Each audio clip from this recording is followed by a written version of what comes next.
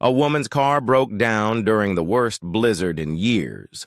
She was completely stranded until James, a quiet local mechanic, braved the storm to help. When he saw her military ID, his hands started trembling. By morning, a Black Hawk helicopter would land outside his garage. Hi, everyone. Let's get started. For 15 years, Matthews Auto Repair had been the last stop before 30 miles of nothing on Route 16. When James Matthews returned from Afghanistan with a face reconstructed from shrapnel wounds, most locals had been too polite to ask questions. They just accepted the quiet mechanic with the scarred hands and distant eyes, grateful for his honest prices and willingness to tow stranded motorists day or night. The garage had been his father's before the cancer took him, and James had slipped into the role like putting on an old coat. It didn't quite fit anymore, but it was better than facing the emptiness. Most days, he could almost convince himself this had always been his life, that the nightmares of desert heat and artillery fire were just bad dreams, not memories. Tonight, winter had come early to northern Montana, bringing the season's first blizzard. Snow fell in thick curtains, transforming the landscape into something alien and hostile. James had been about to close up when the emergency line rang. "Matthews Auto?" he answered, already reaching for his coat. "Please, help." A woman's voice came through, tight with barely controlled panic. "My car died about 5 miles east of town. I'm stuck in the storm." "I'll be there in 20, James said. "Stay in your vehicle, run the engine for 10 minutes, every half hour to keep warm." "Any landmarks nearby?" "A big billboard for Pine Valley Resort," she replied. "Got it. Hang tight." James fired up the heavy-duty tow truck, its chains already fitted for winter conditions. The wipers struggled against the snow as he navigated the increasingly treacherous roads. The Weather Service had warned this storm could drop 2 feet by morning. Anyone stranded out here was facing serious danger. The truck's headlights caught the reflective paint of the Pine Valley billboard, and just beyond it, the hazard lights of a sedan blinking weakly through the snow. James pulled the tow truck alongside and stepped out into the biting wind. Snow immediately began working its way down his collar.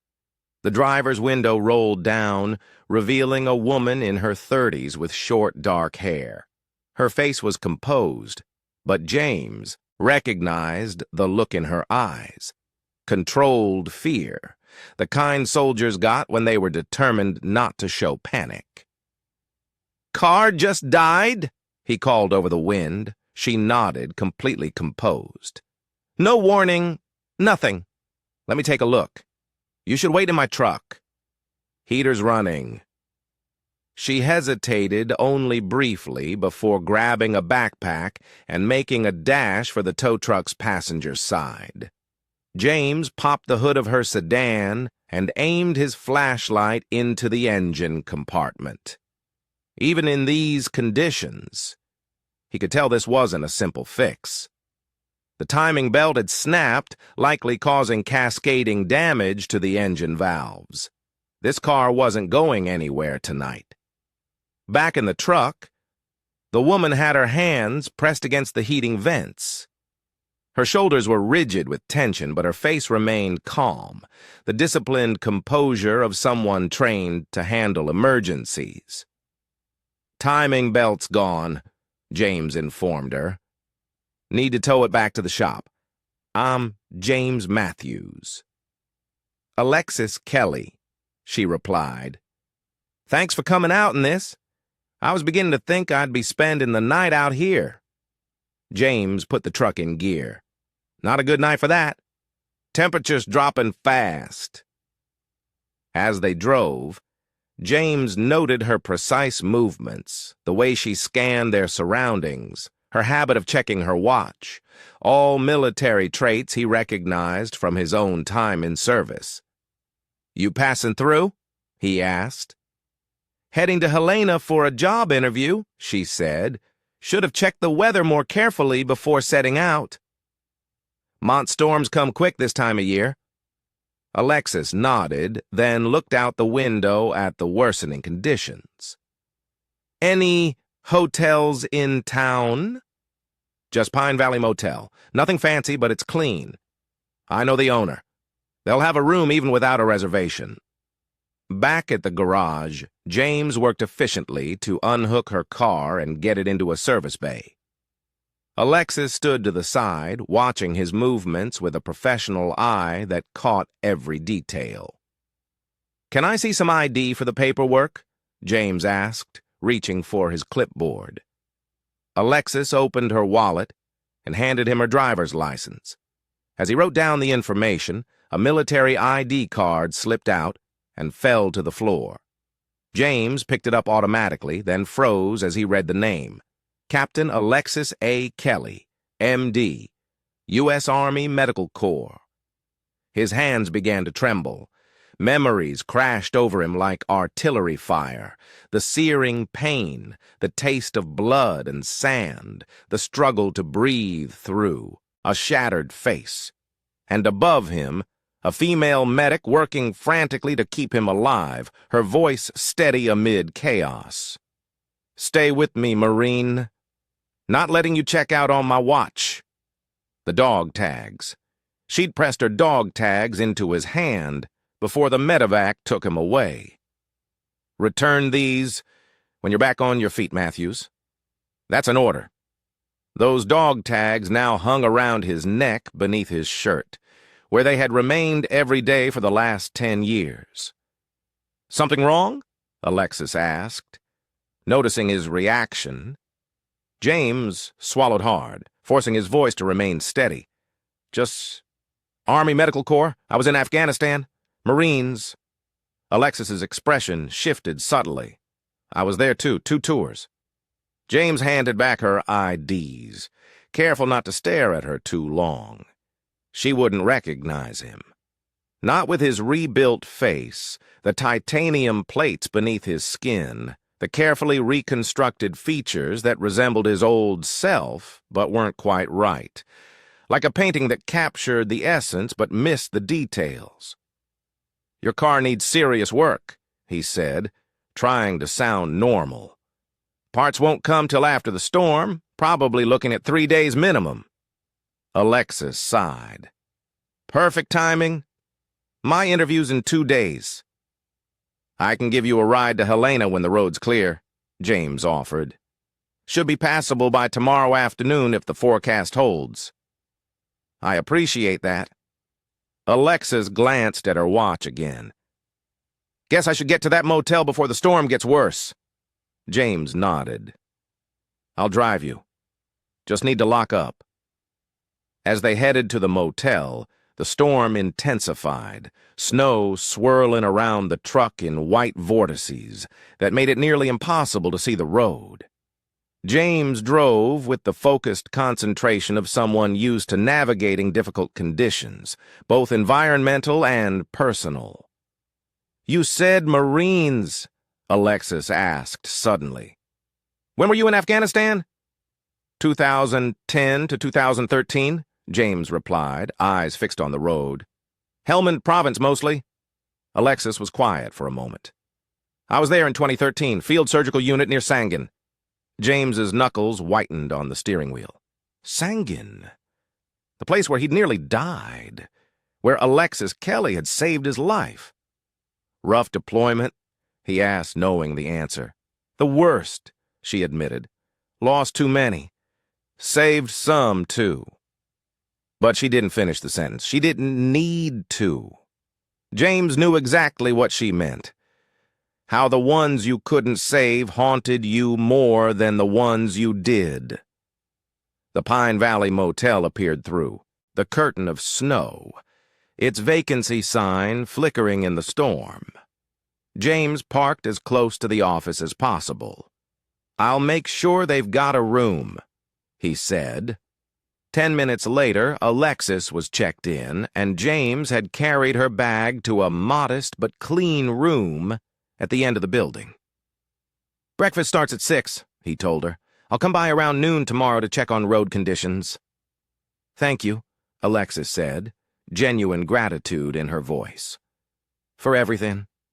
James nodded and turned to leave. "Matthews!" she called after him.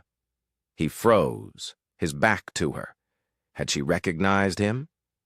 "Stay safe driving back," she finished. "Will do, Captain," he replied automatically, then cursed himself silently for the slip as he headed back to his truck. That night, James barely slept. The storm raged outside his small apartment above the garage, but the real turbulence was in his mind. Should he tell her? Would she even remember him?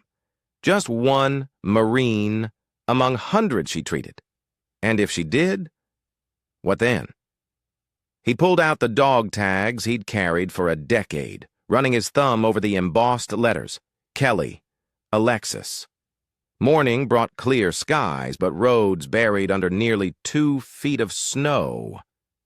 The plows would be working all day to clear the main routes. Helena was still unreachable. James was opening the garage when his phone rang. "Matthews Auto." "James, it's Alexis Kelly, just checking on the roads to Helena." "Still closed," he replied. "Highway Department. Says late afternoon at the earliest." Alexis sighed. "I've tried rescheduling my interview, but they're not being flexible. Might lose my shot at this job." "What kind of job?" James asked before he could stop himself. "Emergency medicine, Helena General." There was a pause. "It would be my first medical position since I lost my license." The admission surprised him. "Lost your license?" Another pause. "It's a long story. Involves a patient, a panic attack, and a medical board with no sympathy for PTSD. James's chest tightened. He knew all too well how the battlefield could follow you home, ambush you when you least expected it. "I'm heading to Miller's Diner for lunch," he said. "Best food in town. Could pick you up if you want to get out of that room for a while." 30 minutes later, they sat in a booth at Miller's. The diner was surprisingly busy with locals swapping storm stories. Betty Miller herself brought their coffee, eyeing Alexis with the undisguised curiosity of a small-town resident encountering someone new. "Friend of yours, James?" she asked, filling their cups. "Customer," James replied. "Car trouble." Betty nodded sympathetically. "Picked the wrong day to break down, honey. But you're in good hands with James. Best mechanic in 3 counties. After she left, Alexis studied him over her coffee. "Not much for conversation, are you?" James shrugged. "Never been good with words." "Military men rarely are," she replied with a small smile.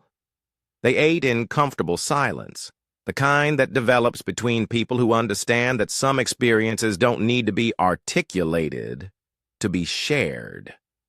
When the Vamai Walaba, Alexis seemed reluctant to return to her motel room. "Your garage open today?" she asked. "Wouldn't mind seeing what you're dealing with on my car." Back at the shop, Alexis watched as James began the process of removing her car's damaged engine components.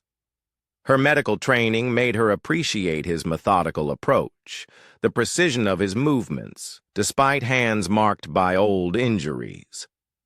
"Those scars," she said suddenly. "Shrapnel?" James paused, then nodded. "IED, 2013. "Where?" "Sangan." Alexis went very still. "I was stationed at the field hospital there April through November." "August 15th, James said quietly. "That's when I got hit." Recognition flickered in her eyes, but then confusion. She was trying to reconcile the man before her with memories of wounded Marines from a decade ago. "You treat a lot of facial reconstructions?" he asked. "Too many," she admitted. "Why?" James set down his tools and straightened up. "You saved one Marine's life. Shrapnel had torn apart half his face. Medics in the field had given up on him, but you refused to. You worked on him for 7 hours. Alexis's face paled. "How could you possibly know that?" James reached beneath his collar and pulled out the dog tags. "'Cause you gave him these. Told him to return them when he was back on his feet. That was me, Captain Kelly." Alexis stared at the dog tags, then at his face, her medical training allowing her to see past the reconstruction to what had been there before. "Matthews," she whispered. "Sergeant James Matthews. They told me you died during evac." James shook his head. "Came close. Woke up 2 weeks later in Germany, spent the next 2 years in and out of surgery." He gestured to his face. "New model, but same engine underneath." Alexis reached out tentatively, her finger stopping just short of touching his scarred cheek. "I've thought about you for years.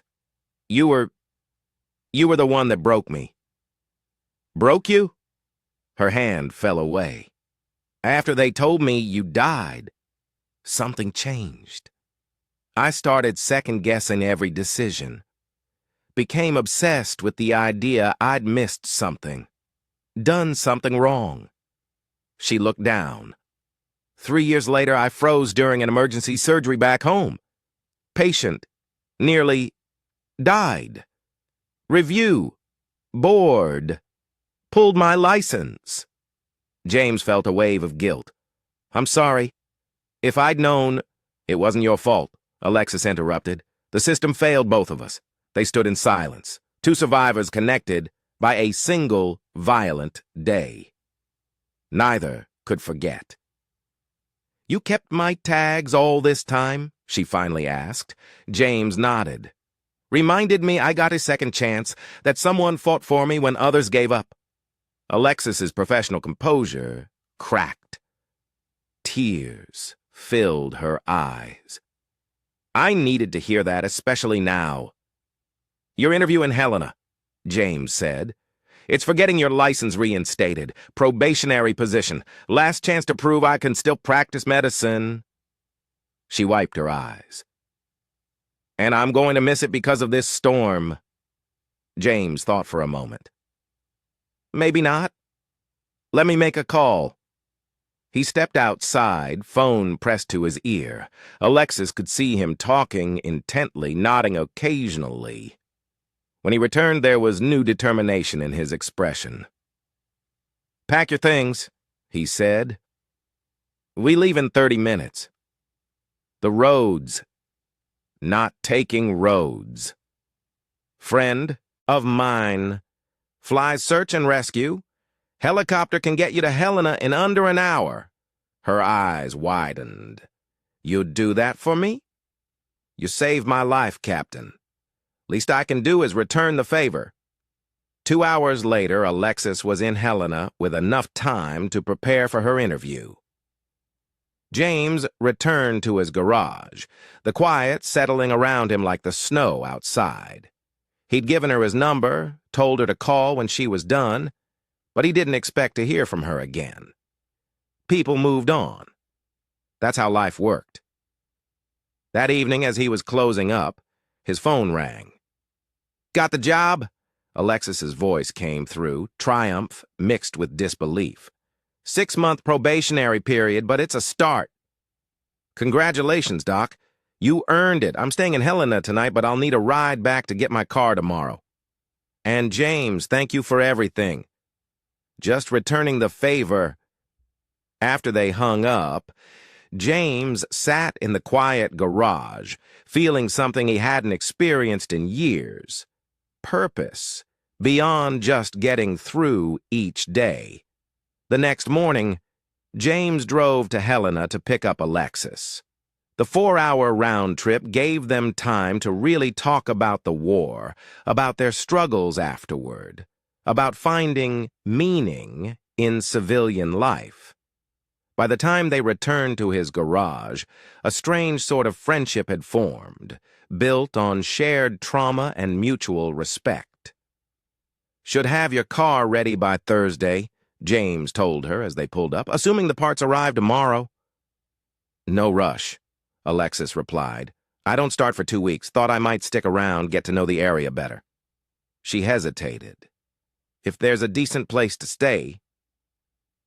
James heard himself say, "My father's old house is sitting empty. Been meaning to rent it out. It's nothing special, but it's furnished." For the next week, Alexis became a fixture at the garage.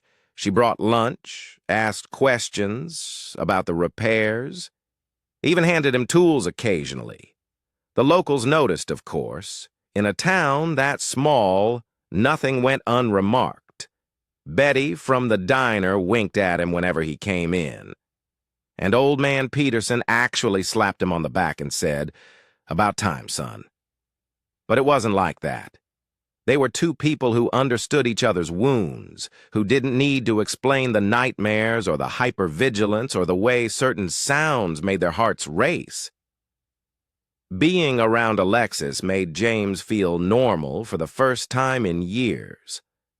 Friday evening, as they sat on his porch watching the sunset, Alexis asked the question he'd been dreading. "Why didn't you tell me who you were right away?" James considered his answer carefully. "Wasn't sure you'd remember me. And if you did, wasn't sure I wanted to be someone's bad memory."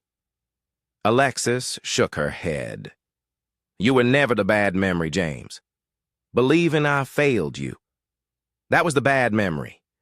You didn't fail. I'm sitting right here because of you." "And I'm sitting here because of you," she replied. "Funny how things work out." The weekend passed quietly. They shared meals, swapped stories, and gradually filled in the 10-year gap in their connected lives. "I start at Helena General in 9 days, Alexis said finally. "It's only an hour's drive from here." James nodded, understanding what she wasn't saying. "My father's house needs a tenant," he replied. "Long term, if you're interested," Alexis smiled. "I might be." Throughout the weekend, James noticed Alexis making several hushed phone calls, stepping outside when her phone rang with no caller ID. When he asked, she'd simply say, "Just tying up loose ends?" Sunday evening, as they shared dinner at the local diner, Betty Miller stopped by their table, excitement barely contained. "James Matthews! What on earth is going on? Sheriff just told me government vehicles have been asking directions to your garage, said they had government plates, military types." James looked at Alexis, who suddenly seemed very interested in her coffee. "No idea," he replied, though a strange tension had settled between his shoulder blades, the old combat awareness he hadn't felt in years. That night he caught Alexis sending emails with attachments labeled Matthews 35 Sanguine. She closed her laptop when she noticed him. "Everything okay?" he asked. "Better than okay," she replied, a mysterious smile playing on her lips. "You'll see." Monday morning dawned clear and cold. James was opening the garage when he felt it at first, a rhythmic vibration that traveled up through the concrete floor and into the soles of his boots. A sensation he hadn't experienced in a decade, but would never forget. The distinctive whump, whump, whump of rotor blades cutting through air. Not just any helicopter, a Black Hawk. James stepped outside, a mixture of confusion and instinctive alertness washing over him. The sound grew louder, echoing off the mountains. Then he saw it. the unmistakable silhouette against the morning sky, heading directly toward his garage. The Black Hawk circled once, then landed in the empty field across from his garage. Even more surprising were the 3 military vehicles that pulled up just as the helicopter touched down. Men and women in Marine dress uniforms began to emerge. First a handful, then a dozen, then more. They formed into neat rows, standing at attention as an older officer with a chest full of medals walked toward James. "Sergeant Matthews?" the officer called. "Yes, sir," James replied automatically, his body instinctively straightening. "Colonel Michael Haynes, 3rd Battalion, 5th Marines, your old unit." The colonel extended his hand. "We've been looking for you for quite some time." James shook his hand, confused. "I don't understand, sir." "Captain Kelly contacted us, told us she'd found the Marine everyone assumed had died en route to Germany." The colonel smiled. "We don't leave our people behind, Matthews. Not even the ones who disappear into civilian life." By now, nearly 50 Marines stood at attention in front of the garage. James noticed Alexis standing off to the side, watching with a mix of emotions. "What is this?" James asked. "This is long overdue," Colonel Haynes said, producing a small box from his pocket. "The Purple Heart you never received. And this," he held up a second, larger box, "is the Navy Cross that was awarded posthumously. Seems we need to correct the record." James stared at the medals, speechless. "The official ceremony is this afternoon. Your fellow Marines insisted on being here. Some traveled from across the country overnight." James looked at the assembled Marines, recognizing a few faces despite the years. These were his brothers and sisters in arms, the people he thought he'd left behind. "I don't know what to say." "You don't need to say anything, Sergeant," the colonel replied. "Just know that what you did that day in Sangin, dragging 3 wounded Marines to safety after you'd been hit, it wasn't forgotten, and neither were you." The small town came to a standstill that afternoon. Everyone closed their businesses to witness the ceremony in the town square. James stood uncomfortably in his old dress uniform, still a perfect fit after all these years, as Colonel Haynes recounted his actions in Afghanistan. After the explosion, despite catastrophic facial injuries and shrapnel wounds to his chest and legs, Sergeant Matthews returned to the burning vehicle 3 times, extracting wounded Marines while under enemy fire. Only after confirming all his men were clear did he finally allow medics to treat him. By then, he had lost over 40% of his blood volume. James hadn't remembered it that way. In his nightmares, he was always too slow, too late. But as he looked at the 3 Marines standing in the front row, the men he'd pulled out that day, he realized that some memories could be rewritten. After pinning on the medals, Colonel Haynes stepped back. "Sergeant Matthews didn't just save lives that day. According to Captain Alexis Kelly, who treated him at the field hospital, his actions inspired her to develop new protocols for facial trauma that have since saved dozens more." Alexis stepped forward then, no longer in civilian clothes, but in her army dress uniform, captain's bars gleaming in the sunlight. "Sergeant Matthews didn't know it," she said, addressing the crowd.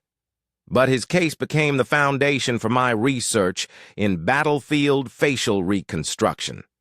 The techniques we pioneered while treating him are now standard protocol in combat hospitals worldwide." She turned to face James directly. "You never stopped saving lives, Sergeant. Even when you thought you were just a mechanic in Montana." That evening, After the Marines had returned to their base and the town had finally stopped taking pictures and shaking his hand, James and Alexis sat alone on his porch again. The medals sat on the table between them, still in their cases. "Why did you do it?" James asked. "Contact my old unit. Arrange all this." Alexis looked out at the darkening sky. "Because 10 years ago, they told me I'd failed to save you, that my patient had died despite everything I'd done." She met his eyes. "Finding out you were alive, that I hadn't failed, it gave me back something I thought I'd lost forever. Your confidence as a doctor." "My purpose," she corrected. "Same as you gave these people today." She gestured toward the town. They never knew who was really living among them. A hero who thought he was just a mechanic. James shook his head. "I'm not, Don't say you're not a hero," Alexis interrupted. "I've sewn enough of them back together to know one when I see one." They sat in comfortable silence as stars began to appear overhead. "I started Helena General in 9 days," Alexis said finally. "It's only an hour's drive from here?" James nodded, understanding what she wasn't saying. "My father's house needs a tenant," he replied. "Long-term, if you're interested." Alexis smiled. "I might be." The next morning, James opened the garage to find a line of vehicles waiting for service, more than he'd seen in years. Word had spread about the decorated Marine mechanic, and suddenly everyone wanted their car fixed by him. As he began working on the first vehicle, he caught sight of Alexis watching from the doorway of the office, coffee in hand, a look of satisfaction on her face.